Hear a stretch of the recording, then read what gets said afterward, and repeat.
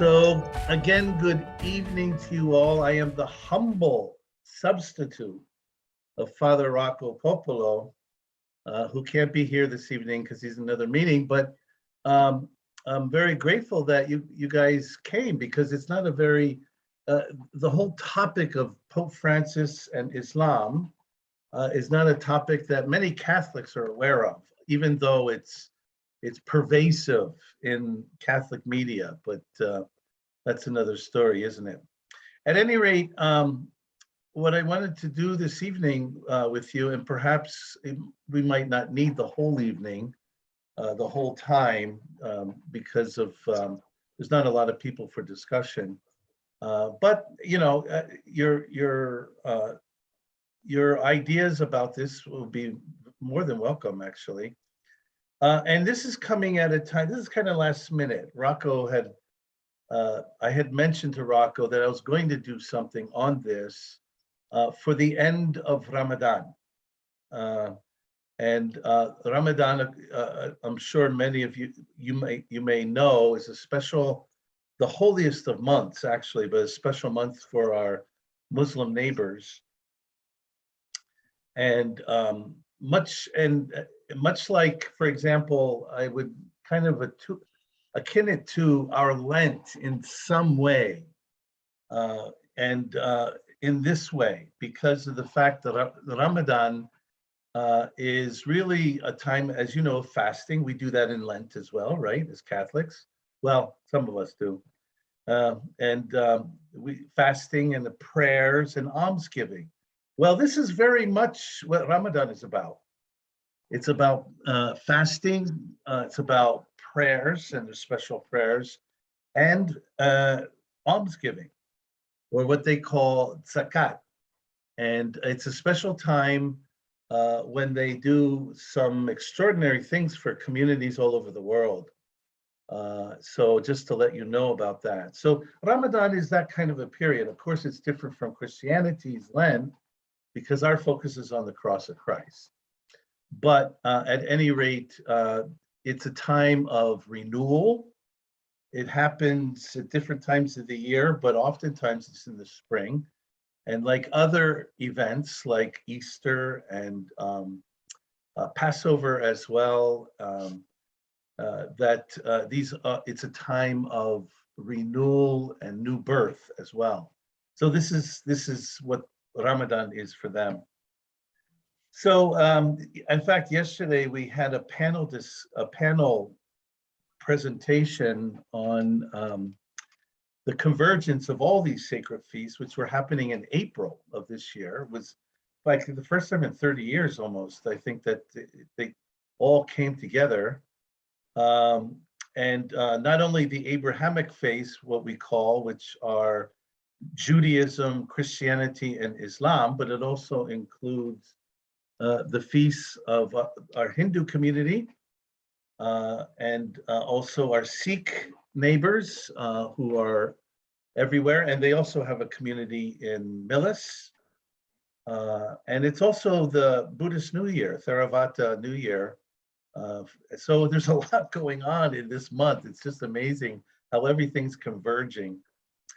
So at any rate, that's really why I wanted to put something like this together for other occasions, but also this particular occasion. So thank you so much for being part of this.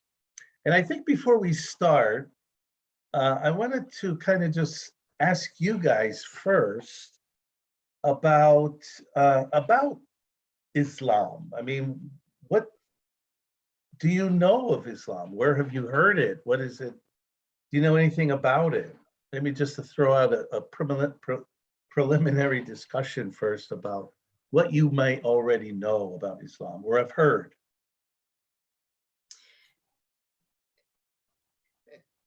Islam also has some of its roots going back to Abraham, correct? Is that right? Abraham? Well, they attribute their faith to Abraham, but they did not, there was no Islam at that time. Yeah. Where do they have their origin. For example, we go back and we have our scripture story of the creation and then Adam and Eve. Do they go back to creation? No, in fact, it's interesting you bring this up, Anna. I was just in a dialogue with the Islamic Center of Boston, and we did a whole thing on creation together between Christians and Muslims. And they don't have a creation narrative as we do, but there are verses in the Quran that speak of creation and about God speaking of creation and very similar. For example, God took a plod of earth to create humanity.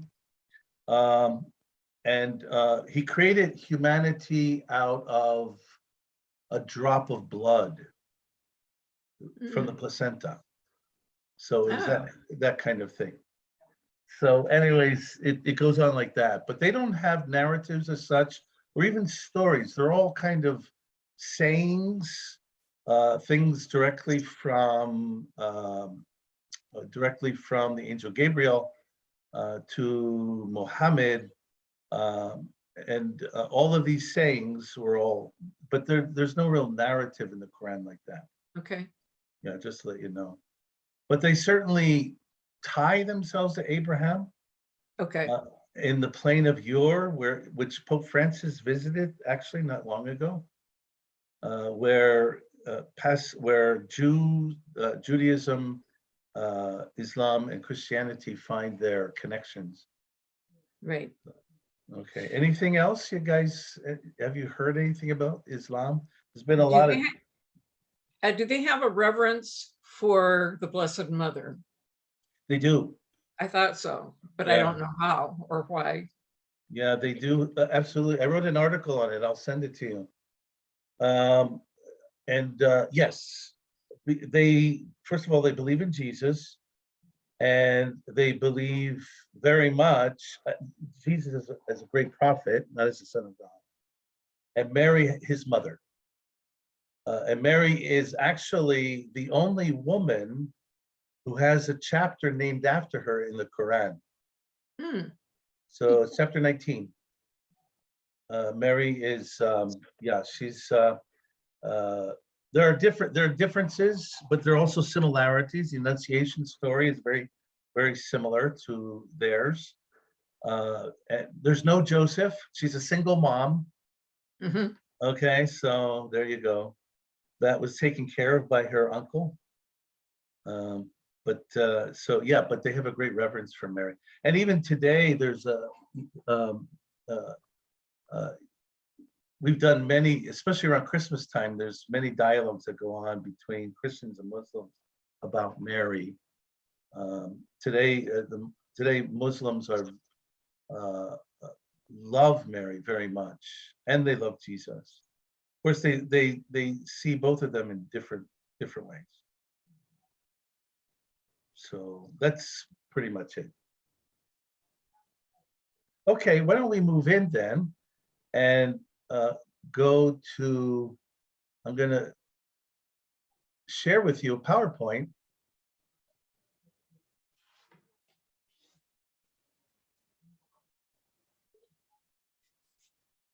Oops. So at any rate, this is a PowerPoint I just want to share with you on this topic called Pope Francis and Islam. And just to say, we're going to look a little bit at the history of the Catholic Church and how it sees its relationship with Islam, as well as with other religions. A couple of weeks ago, you may have remembered that I shared a little bit on Pope Francis and interreligious dialogue and the importance of that, not just for folks who are interested in it, but for every Catholic. And that's not something that was limited just to Pope Francis. That goes back to John Paul II, that every local church needs to be interfaith literate, if you will. So the reality is something very different, as you know. But that, given that fact, it's good to know what the guidance is from the church with regard to this. So, and in Islam, is real. Actually, this goes. We'll look a little bit at the history of it first, about Christians and Muslims, and when they first meet, actually. So Christians and Muslims first meet really at the time of the Prophet Muhammad. Okay, it's at that time. Now, of course, that's around 570, which is going way back, as you can well imagine. It's just the 4th century. And we went through, it's really around the time that Christianity became Christendom, okay? In other words, the Christian church, there were no divisions yet at that time, but there were a lot of differences going on where it became, if you will, the religion, the official religion of the state, with the conversion of the Emperor Constantine of Rome. So at that time, Christianity gained a whole new freedom and grew enormously during that period of time, at the time of Constantine. Now, also at that time, a couple hundred years later, was the Prophet Muhammad. And I won't go into the story of how Islam started with Muhammad, but I will say that Islam grew very rapidly, particularly at the end of the life of the Prophet Muhammad. Now, Muhammad interacted with Christians, as his wife, Khadija, whose cousin was a Syrian Christian monk. So, in fact, she had plans on marrying Muhammad, who was about 15 years younger than she was. And of course, Muhammad didn't know anything about her plans at the time, but she went to her cousin, who's a Christian monk in Syria, and talked to him about the possibility of their marriage and what he thought about that, and so on and so forth. So it's just to say that Christians and Muslims interacted with each other very early in history. And it's really quite interesting, for me anyways, I don't know about anybody else, that it's really during the time of Muhammad. And in the Quran, the Muhammad, I should say, the God's word in the Quran speaks of peoples of different faiths. It's in the Quran. For the Muslim people, the people who are non-Muslim, and that would include Judaism, Christianity, Zoroastrianism, and some others, they call us the people of the book. And Christians in particular is called the people of the book. In Arabic, in the Quran, the book is called Injil, and that word means gospel. But it is not the gospel that you and I are reading. And we really don't know what gospel that was, to be quite honest. But for Muhammad and his contemporaries, Christians are attributed with the gospel, and that is Injil. So the people of the book. And during the time of Muhammad, of course, there was a great deal of interaction. And really it was the Christians who at a certain point sheltered Muhammad when he was being persecuted by his contemporaries. So at any rate, so he holds a debt to Christians. So, but things change, if you might know, after that. After the death of Muhammad and the rapid rise of Islam, Big Christian centers like Constantinople in Turkey, like Damascus, which were big Christian centers, were invaded by Muslims. So major Christian centers in Europe and east, and going east or west, no, east, Muslims took over major centers. So that you had a city of many Christians, but the government was run by Muslims. And this went on for quite some time, actually, all the way up to Spain. And of course, things changed, lots of wars going on. This is before the Crusades. But what happened was the interaction of Christians with their Muslim overlords, if you will, was very interesting. Of course, Christians were allowed to practice their faith, although Christians had to pay a tax to the government in order to ensure their protection by the government. So, but Muslims did not have to do that. But it was a very interesting time where there's a great deal of interaction and influence with each other.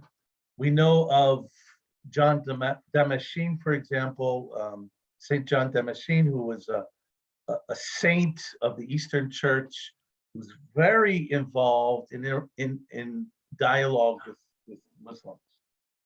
And what they would do is they would call these big meetings with Christians and Muslims to come together and talk to each other about each other's faith. And it could be quite divisive and vitriolic sometimes. But what was interesting is that people were interested in hearing about each other's faith and trying to understand it.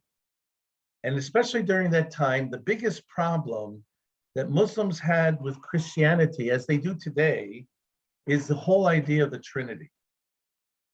So that's something they can't swallow. They can't swallow. Of course, Jesus is an important prophet, but they can't swallow that God had a son. Okay, so for them, that's just blasphemy. But at any rate, that said, despite the differences in our faiths, there was a great deal of interaction going on between them. So much so that the scriptures were very much influenced at that time by the Quran when they were writing the scriptures at that time. So presenting the scriptures in a way that would be understandable to Muslims. So of course, it's not the same scriptures we have today, but that was what was going on. Things really started falling apart with the Muslim invasion of Jerusalem and the fall of Jerusalem in 634. And then from then on, things were pretty contentious between us, to be quite honest. So it was not a great history. There were pockets of genuine dialogue, of wanting to get to know each other and to understand each other, not merely to try to convince the other party that they were wrong and we were right, okay? So that's what was going on at that time. And one of the famous examples is with the famous saint. Does anybody know who that is? St. Francis of Assisi. It was during the Crusades, actually, that St. Francis of Assisi went to visit the Sultan in order to talk about peace at a time when there was a great deal of violence going on. It's called Francis and the Sultan, they call it. And there's been there's even a movie, a program on PBS about it. So it's very interesting. But so those were few and far between, though, those things. But there were pockets of genuine dialogue. Christianity in the Middle East was enormous, enormous. That is not true today. Today, as you know, and given the last struggles and the violent wars that went on in Iraq, in Afghanistan, and particularly in Syria, with all of this, of course, Christians have become very much a minority in the Middle East, which is kind of interesting considering it's really the center where Christianity really blossomed for the first time. So, but Christianity in the Middle East at that time, of course, was huge. There was churches everywhere who had their own bishops, their own basilicas, at least 50 or 60 of them. And many of them have died out. But some of them, these are Eastern Orthodox communities that still exist today. One of them being the Maronite community, Maronite Orthodox Catholics from Lebanon. And they were around since the time of the Prophet Muhammad. And there are others as well. But that just gives you a little glimpse that of Christians and Muslims in history. Things began to change. And when I mean change, I mean Christians started changing their way of thinking about Islam. And I just wanted to throw out a couple things about that. That happened in particular starting in the 19th century. And I mentioned here that there's a growth of academic study of Islam by Christians, and particularly Catholic and Christian theologians, scholars and historians. They were started to do, this is new at this time, they're beginning an academic study of Islam. And in those days, 19th century, early 20th century, these people were called Islamicists. And Islamicists were Catholic leaders who took Islam very seriously and sought to learn more deeply about it. So, but of course, not without, as I said here, the problems of impartiality and judgment. There were biases, of course, in these studies. But just for I wanted to throw out one Catholic that a lot of people haven't heard about, and his name is Louis Massino. And Louis Massino was a Catholic Orthodox Islamicist. I don't know if you ever heard that title before. But Louis Massino, who became a priest eventually, a Greek Orthodox priest in the Melkite tradition, Louis Massino was a serious study of Islam, not just about Islam, but Louis Massino did something, and not just him, there were others in the Catholic tribe, if you will. And Louis Massino is a very interesting guy in the Middle East. He's from France, but he had grown quite ill when he was studying in the Middle East. And he was cared for and really came back to life through a Muslim family. From that point on, he made a radical return to his Christian faith. And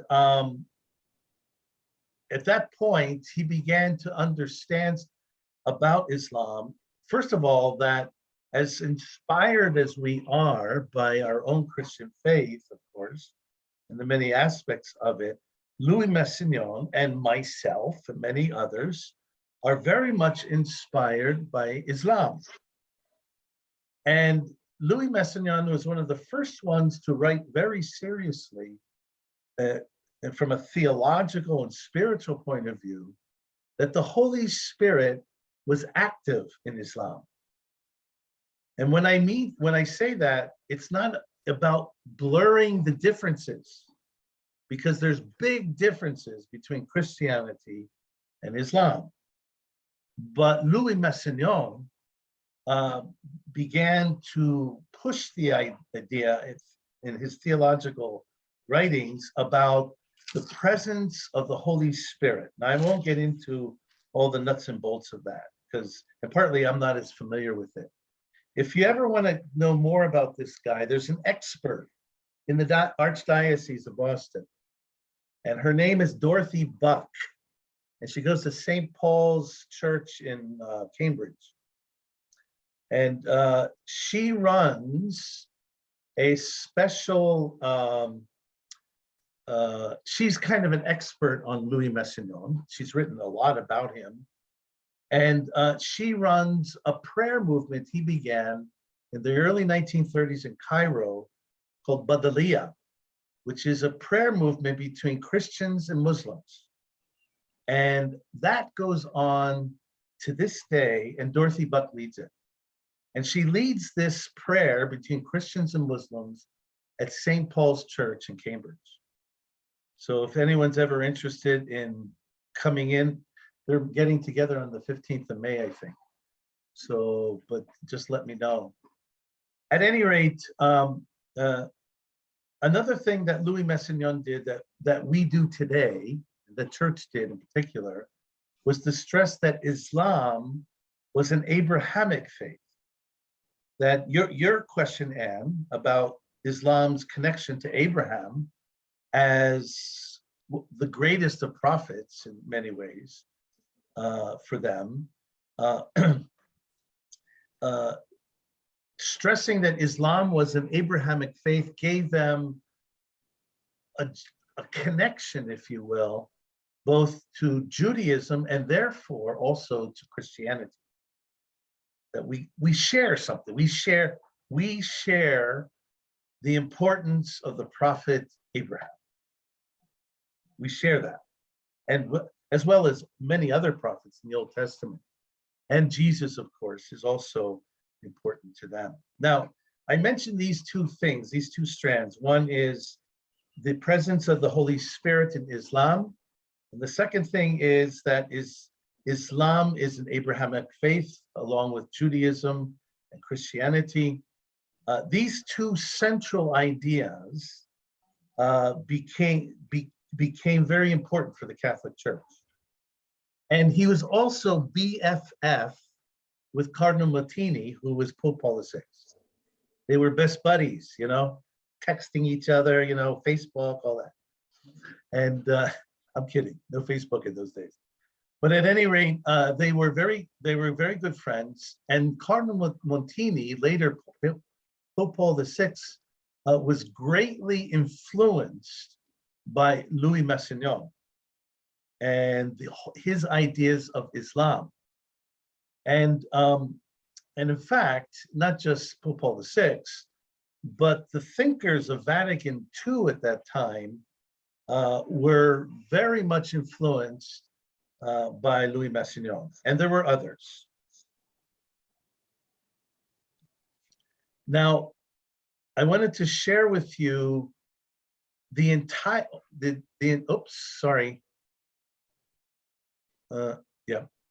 want to share with you a bit of the Vatican II document called, in Latin, called Nostra Aetate, which is really our situation, it means. And I just wanted to share with you two numbers from there. It's a very short document, actually, one of the shortest in Vatican II. And this document, along with other documents like the mission of the church, Lumen Gentium, and so on, this document was about how do Catholics understand their relationship with peoples who do not share their faith. One of the big questions that Vatican II was grappling with, if you will. And it was really a culmination of all kinds of things that were percolating in the 19th and 20th century, including Louis Massino. So what happened in Vatican II is this document originally, before it was actually finished, was only supposed to be about our relationship with Judaism and with our Jewish brothers and sisters. But because of current events of that time that were going on in the early 60s, they decided to bring in other faiths into the mix and to talk about our relationship with Jews, to talk about our relationship with Muslims, to talk about our relationship with Hindus, with Buddhists, and I think that's all in this document. But anyways, I wanted to share with you in particular that section about what the church begins and is the foundation for all the popes and all the church teaching on our relationship with peoples of other faiths. And this is number 3. Would someone like to read it? Can you guys see it? Mm-hmm. Would someone like to read number 3? I will. Okay, great, Anne, thanks. The church regards with esteem also the Muslims. They adore the one God, living and subsisting in himself, merciful and all-powerful, the creator of heaven and earth, who has spoken to men that take pains to submit wholeheartedly to even his inscrutable decrees, just as Abraham, with whom the faith of Islam takes pleasure in linking itself, submitted to God. Though they do not acknowledge Jesus as God, they revere him as a prophet. They also honor Mary, his virgin mother. At times, they even call on her with devotion. In addition, they await the day of judgment when God will render their deserts to all those who have been raised up from the dead. Finally, they value the moral life and worship God especially through prayer, almsgiving, and fasting.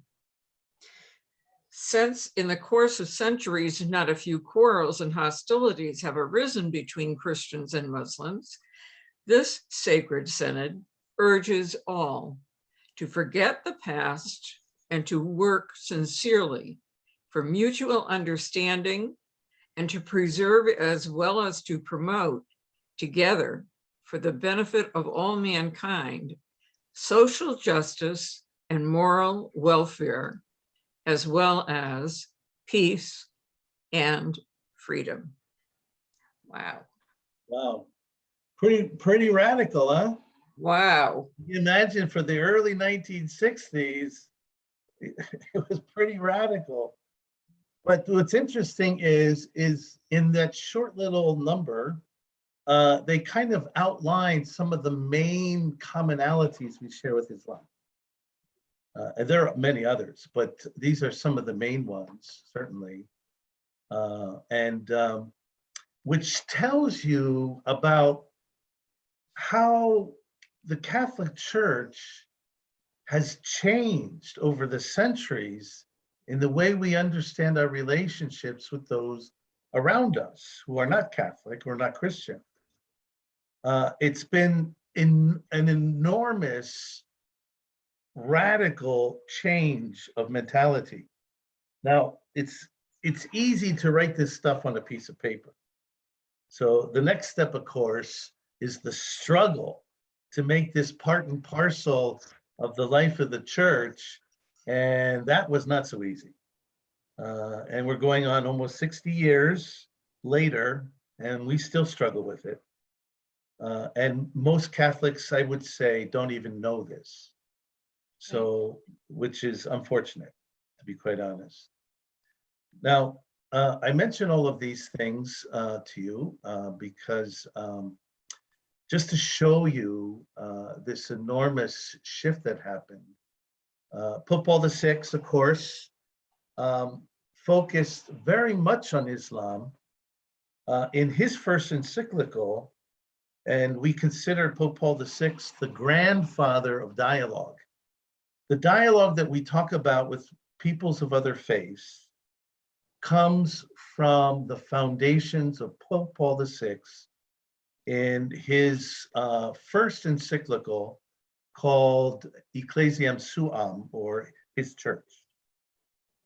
There, Pope Paul VI lays out the centrality of dialogue in the evangelization of the Catholic Church. And he says one of the theological reasons why he said we need to dialogue, he says, because guess what? God dialogues with, because God dialogued with us first. And because of that, we open ourselves to this dialogue of God within us, with everyone. And you'll find, if you remember from my presentation a couple weeks ago, this is at the heart of Pope Francis. Creating a culture of encounter and of dialogue. That's at the heart of his papacy, and the mark he hopes to leave the church for history's sake. But you also notice in here things coming out of Louis Massino, the connection to Abraham, for example, which is original with Louis Massino. And also the whole openness to all the ways, oh, sorry, my phone's going, to all the ways that the Spirit moves. And this is something that was also very challenging in Vatican II, that all religions that are good and whose truths are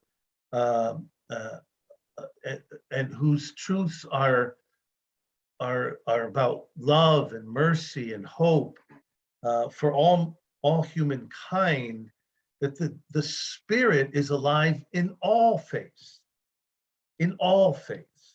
This is key to Vatican II and developed later, but Louis Massignon focused on Islam. So we kind of thought the Spirit was our property. We forget.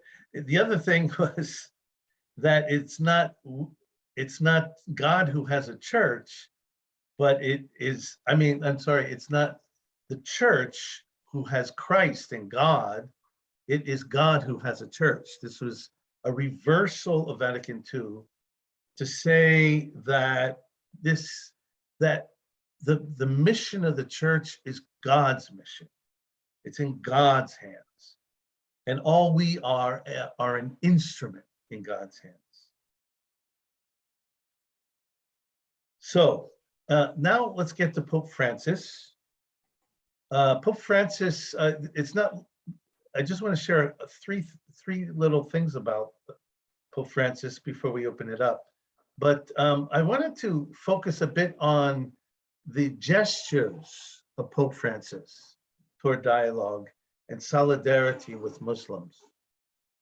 Of course, with all the popes from Pope Paul VI on, our relationship with Islam became increasingly important, and all kinds of opportunities for Muslims and Catholics to come together in very important occasions. Pope Francis has his own bent on it, if you will, which is unique to Francis. And the first thing is this, and that is the gestures towards dialogue without words, without big speeches. This is what he did. He visited countries with majority Muslim populations, including Jordan, Turkey, Albania, Bosnia-Herzegovina, Azerbaijan, Egypt, Morocco, and Iraq. And he visited these predominantly Muslim countries between 2014 and 2021. And for the first time in Saudi Arabia, in Abu Dhabi in 2019. And we'll say something a bit more about that. What did he do when he went there? one of the things he did is he would enter the mosques in there and other places, and he would welcome Muslims to the Vatican.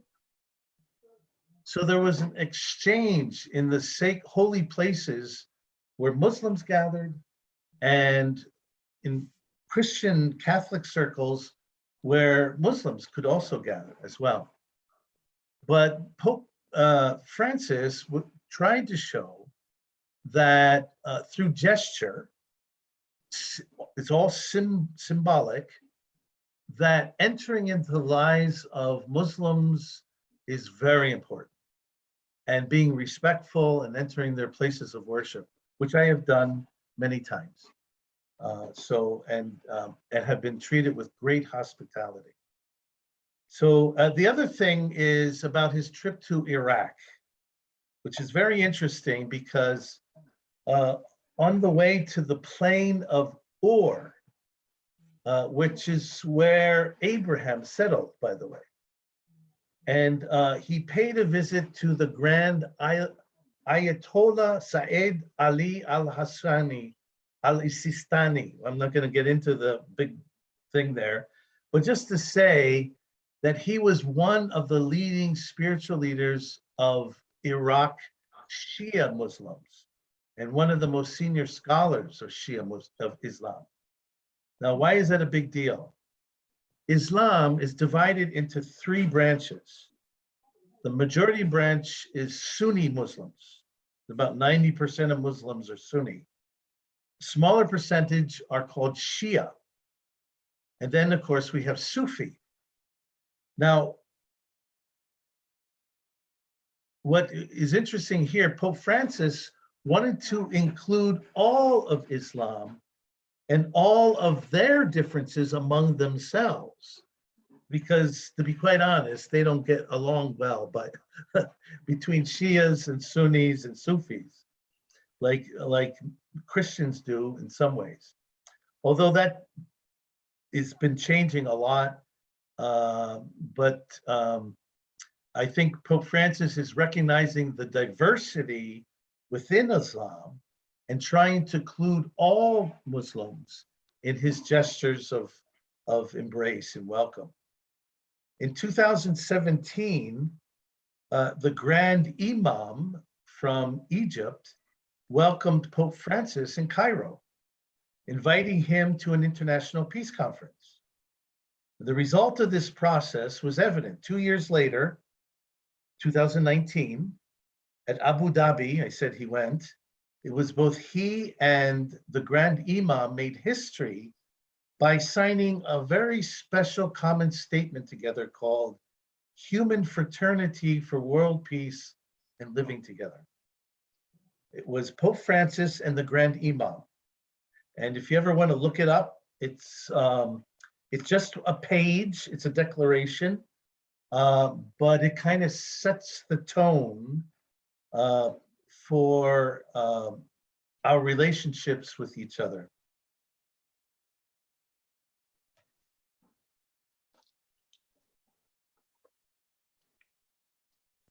Just two more things about this. One, Christians and Muslims, Pope Francis said, are called to cooperation.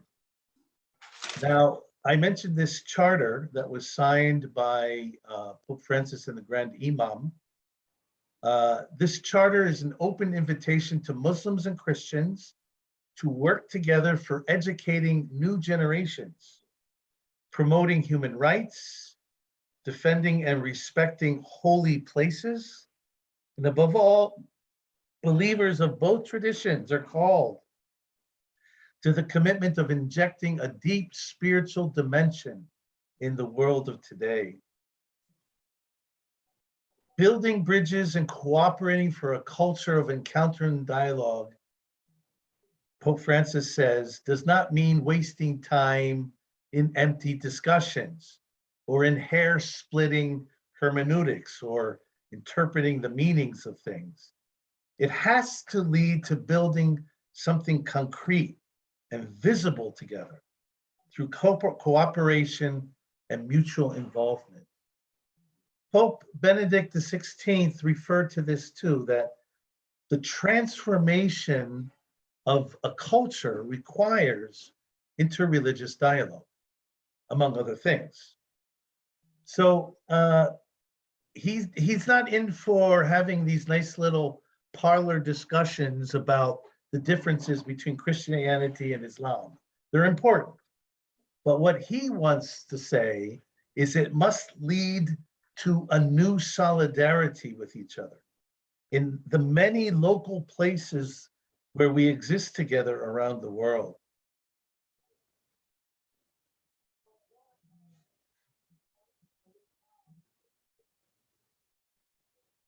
The last thing I want to mention to you is Christians and Muslims are called to co-witness. Now, we know that phrase as Christians, don't we? To witness Christ, the compassion, the love, the inclusivity of Christ. What he's referring here, this is what he says. Men and women of faith who follow Christian and Muslim traditions are in fact called to a plurality of missions, and in the Muslim sense, dawah, which is call, in order to become co-witnesses. We both have a call. We both have a mission. This process demands a re-examination of our theologies. What is required in Christianity to preach the kingdom of God, a mission toward God, and in Islam, a perception of what's called a call towards God. So the sense of injustice also requires a joint crafting in the social and moral framework that anchors us in the divine and heals the wounded. So it's in a way calling this co-witness is like a balm, and not just with Islam or Christianity, other faiths too, but in this case, a balm, a kind of medicine for the woundedness our world is feeling all around us. And in particular today, because of the extraordinary divisions and rancor that exists in humanity, in our country and worldwide. So, the question is, what are we Catholics doing about that? Well, there's a lot we could say about that, about witnessing, about living our faith, about inviting opportunities to bring people together. But I tell you, it's not so easy. Just try to deal with your family that has different political views, okay? Not an easy thing. But he's also saying that this is not just done with us as Catholics, okay? That we do this with the whole community, with all of our neighbors, and particularly our neighbors of different faiths. So this way we understand our evangelical framework is larger than the Catholic Church, but it is our Catholic faith and our Catholic witness that we bring to it. And I honestly have said many times that, to be quite honest, the Catholic Church is a bit absent in the interfaith world. But the Catholic voice is important. We have something to say. And to be quite honest, there are people who want to hear us and to engage with us. And I've found this on many occasions. And I just wish that we understood that our voice is important, not just for us and for our families and for our parishes, but the seed of the kingdom that each parish is called to be for a much larger sense of the kingdom of God, which includes all faiths.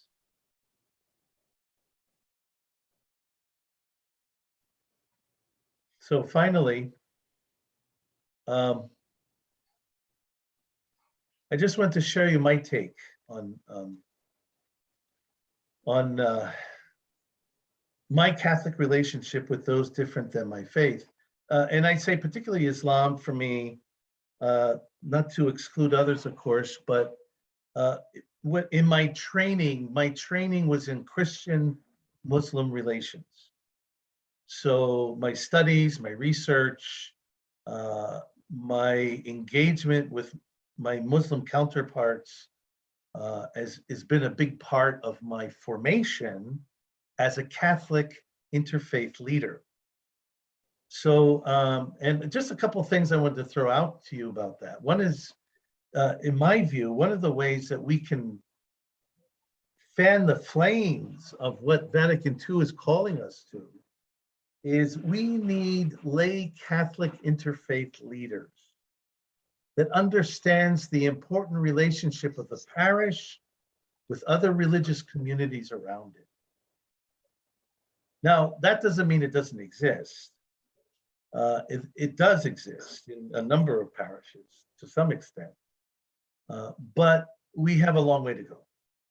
And also this sense of preparing seriously Catholic interfaith leadership for this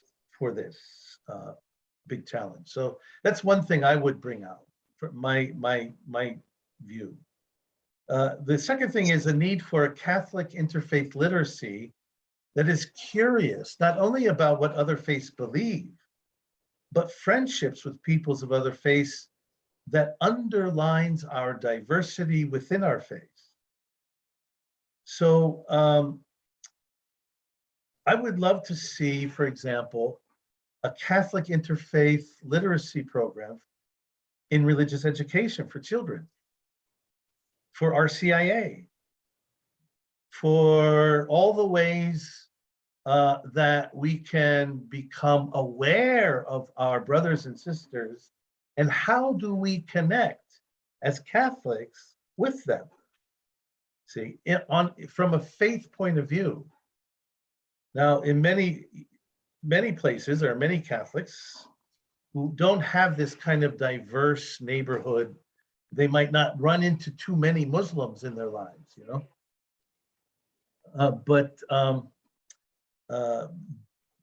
But in our community in Holliston, as you know, and I do this work, we have a network of all kinds of people, both Muslim and others, who are very much our neighbors all around us. And so this whole idea of Catholics who are kind of nurtured in this idea of interfaith literacy, that our Catholic faith connects with people, not because they're not Catholic, they're Christian, we don't talk to them, or we don't talk to them about God because we're so different, okay? We're gonna talk about our favorite restaurants, or what's happening on Facebook, or politics, or something like that. So, but we can connect with each other on a faith level. Saying that, many Muslims too struggle with that. And they have their own challenges as we do. So, and then finally, I would like to see us move toward a Catholic spirituality of religious diversity. And I think I say this in light of our present younger generations who understands this much better than we do, to be quite honest, who have many different kinds of relationships and friendships that go beyond their Catholic community. In fact, I know many young Catholics who have very few Catholic friends, and most of their friends are of other faiths. So, but we're not really helping them to connect their Catholic faith in their friendships. So, you know, that's another thing. I put a link here, I'm going to put it in chat for you, which is on our website. Or maybe I can just show it to you.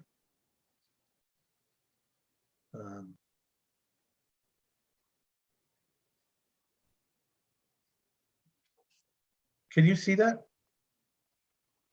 More resources? Catholic Global Encounter, can you see that? Yeah. The bottom where your cursor is just says more resources on Catholic Interfaith Dialogue Corporation. Okay, let me share that screen then. I have to do it separately, apparently. Okay. Now, this is a page on our website. This is Very Missionaries. And we call this website, inspired by Francis, Catholic Global Encounter and Dialogue. This particular page is Interfaith Dialogue and Solidarity, which is a page I built up and continue to build. And it provides all kinds of resources if you're interested in Catholic interfaith resources. This is the Pluralism Project here in Boston, which maps out all the different faith communities in the Boston area. And then, of course, we have a number of things. This is the presentation I did a couple weeks ago. We have the document from the attitude of the church toward the followers of other religions. So I have that whole thing right there. We have other interfaith resources, interfaith scripture study, Christian Muslim study resources. On Mary, this is a panel program I was on with others, Muslim scholars, around the role of Mary in Christianity and Islam. Also, this is an article I wrote that was published in the Journal for Social Encounters, The Virgin Mary, Bridging Catholics and Muslims. And then some basics about what it means to be Catholic with other faiths. So, and then lots of resources. So I will put this, thing in the chat in case you'd like to look at it yourself sometime. So let me do that right now.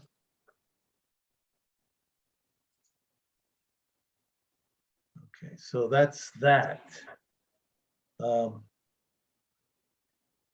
let me just check one more thing if I wanted to. Oh, one more thing I wanted to share with you, and I'm going to put that link here too in the chat, is the letter of the Holy See of the Vatican to Muslims worldwide for Ramadan and the end of Ramadan.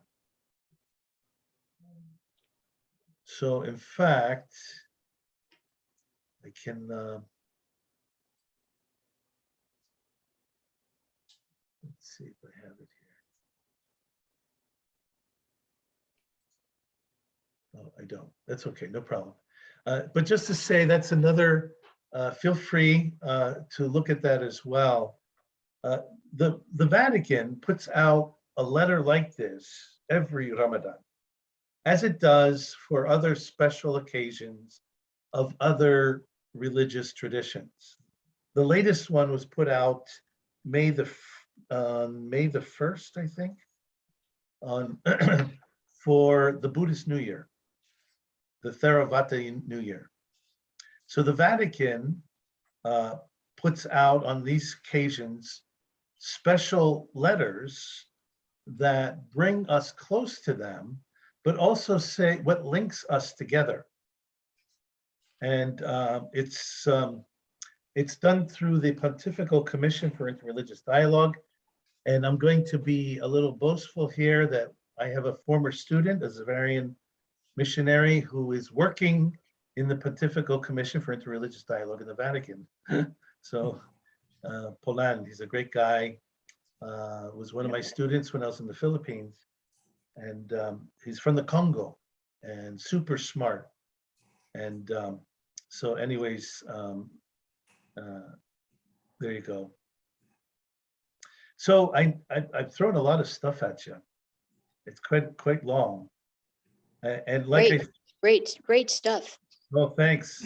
If you're interested, this will be put up, you know, if you want to relook at it. Yeah. But I kind of did it in one kind of a little history about how the Catholic Church has changed in its view of peoples of other faiths. And then finally, how Pope Francis has tried to accentuate that, particularly with our Muslim brothers and sisters. So there you go. Okay, now that I completely wiped you guys out, It was wonderful. It's amazing how much there is to know about so many different things. I'm blown out of the water, to tell you the truth. I'm very curious.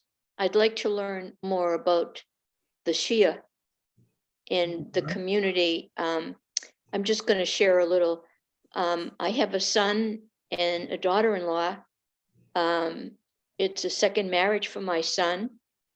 And because he refused to get his first marriage annulled, they're married outside the church. Wonderful, wonderful people. And they have become involved with the Shia Muslims. And when they come to visit here, they often go down to Millis, to the Shia Center. And, you know, when this all started about 5 years ago, I was, but I tell you, I have learned through them. They have a very beautiful way of looking at the world. And I wish I had that. Yeah. And so I'm grateful for everything you said tonight. Because I feel as if it makes me a better person to know all of this. Thank you. You're welcome, Anne. You're welcome. There is a Shia mosque in Hopkinton. Well, Even- there was a place in Milford. Mhm. And then they went there for a while, and then they started going to Millis. Oh, So okay. I am not aware of that. That's good. Imam Yeah. Mehdi is the Imam in Hopkinton. Also, they have a Shia Muslims from a large area come together in Natick. They have a Sunday school, kind of religious education for Oh, wow. Yeah. Muslim children at the common, what is it? The Common Spiritual Center, Common Street Spiritual Center there in Natick. Well, I forget the name of it Yeah. now, but yeah. Anyways, on Sunday mornings they have a kind of, and they're Shia Muslims. so my son lives in Williamstown, Mass. Mhm. And this group that they they don't really belong to it. It's just an occasional thing, but they have gone to big meetings somewhere in New Hampshire. In the summer, they have a great big reunion of all the different, and I guess it's a very beautiful time for them. And the children are all included, and it's, they keep telling me it's not a religion. It's just a way of living. Yeah, interesting. Well, yeah, it's really interesting. And because Shia Islam is a minority, among most Muslims are what they call Sunni. So they tend to network, because they're minority groups, Mm-hmm. tend to network with each other in larger areas. So yeah, interesting. Thanks, Anne. Thank you. What are the differences, Father, between the three different groups of Muslims? Is it asceticism? Is it like left wing, right wing, conservative, liberal? What are the differences? No, it's not. Really, I don't know if I'm qualified to really answer that question well, but I do know that there was a split between Shia and especially Shias in Iran, Shia and Sunni Muslim, Sunni, right. around who inherits the leadership of Islam after Muhammad. Oh, So there was, there was a split there with at least some, and they've developed a kind of distinctive theologies, Shias, to some extent. They call them the they call them the 14 Imams, and so I really, I don't want to say too much because I'm not qualified really to, but you can look it up. That's one thing. Sufi Islam is also very small, and it's much more contemplative, aesthetic. If you ever,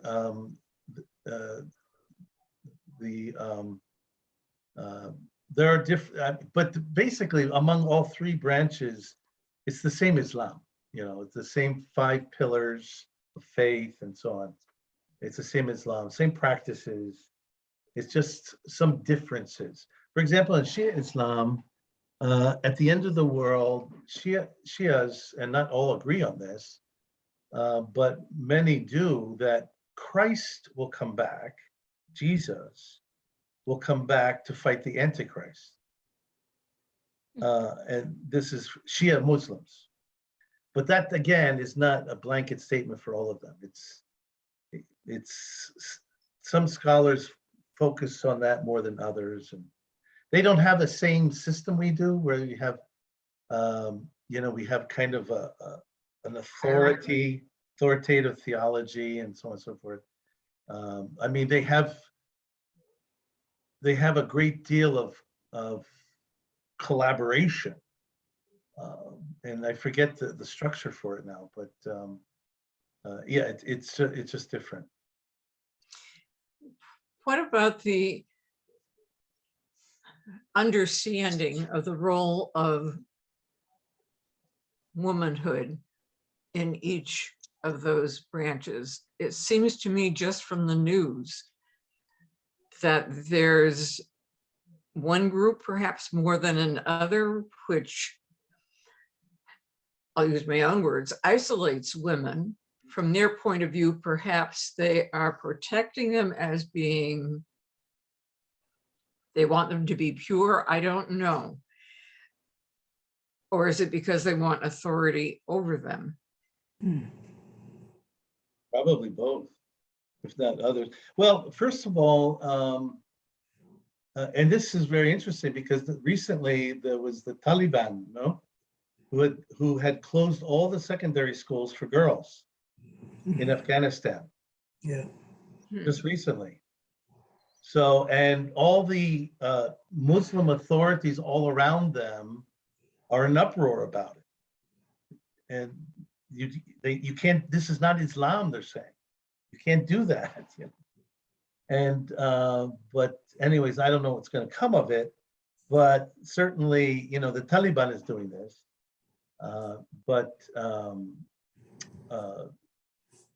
It's, then you have Muslim authorities all around saying this is not correct. Okay, so anyways, that said, I think a lot of it is more cultural than religious. Muslims, for example, in liberal democracies, in the United States, for example, are very different in some ways than, say, Muslims in Pakistan, okay, or in, I don't know where. But just to say that there's a lot of cultural things going on here. And I would say that true also for Christianity and Catholicism, that we reflect the culture that we sit in. So, and spiritualize it. Yeah, so like, America first, Yeah. and God and country, and we've kind of spiritualized these things. It's very American. It's cultural. It has very little to do with scriptures or tradition or spiritual tradition. Yeah.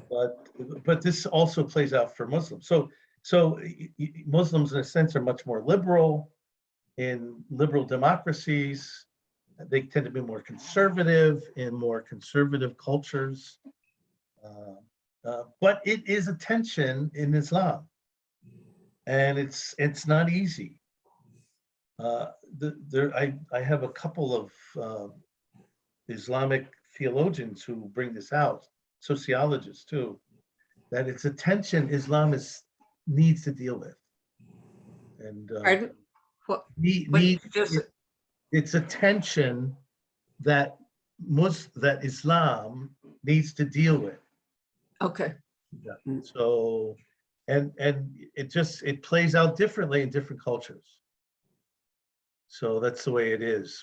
In fact, here in Wayland, at the Islamic Center of Boston, there was a whole series on women in Islam and women in the Quran. I missed that. I wanted to see that and I missed it. Yeah, but I can see about getting the replay. There might be, I'm sure they recorded it. Yeah. So Dr. Ibrahim led it. She's good. What a horrible thing that human beings, regardless of religion, get so caught up in themselves and in their own culture that they have no tolerance for anything different than Right. who they are and what they like and what they believe. And they just isolate themselves from the beauty of the greater community of God's people. Yeah. I think of the Crusades, and growing up, it was like, oh yes, we had the Crusades. Wasn't that wonderful of our Catholic Church? And as an adult, I'm saying, why?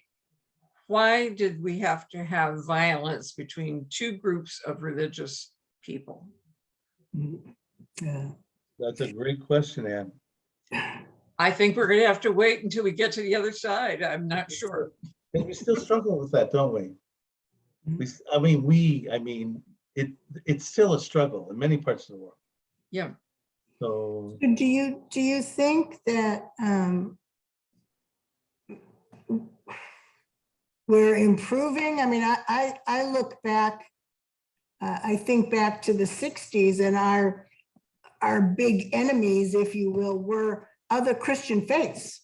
You Right. know, they were the Protestants, and we couldn't go into their churches. And I was told that my mother was going to go to hell because she was a Protestant. And I was a kid, but there was a part of me that said, wait a minute, there's something wrong here. And so that was kind of the beginning of my interfaith dialogue. Okay, I think we need to think about this and look at other people's opinions. And and my mom and dad weren't allowed to be married in the church at the time that they got married. So they could get married. Well, I guess they could get married, but they had to do it in the rectory. They couldn't do it in the church.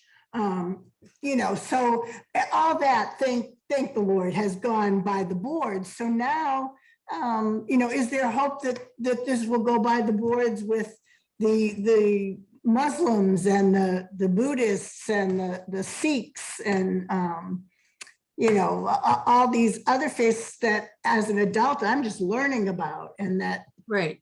are fascinating and have so many truths in them as well. So so are you encouraged or are you discouraged? Are things getting better or not? oh, yeah, I'm very encouraged. When I came back from I worked in the Philippines for 13 years, and I came back in 2007. And at that point, I had decided, because of an experience in the Philippines, I was going to focus in on interfaith dialogue. And the first thing I did was to investigate what was going on in interfaith dialogue in the United States. And it is going on everywhere.